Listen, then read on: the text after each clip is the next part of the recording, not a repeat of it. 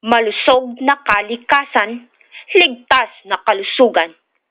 Makakamtan kung pagmamahal, pag-iingat at disiplina ang paiiranin.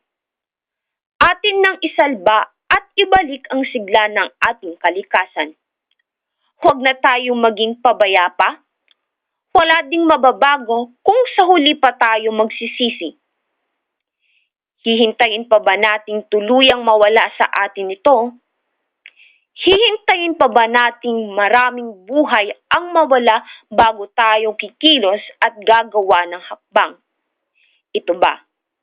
Ito ba ang tahanan at kapaligiran na ating ipapamana para sa susunod na henerasyon? Huwag nang magpatumpik-tumpik. Kumilos na.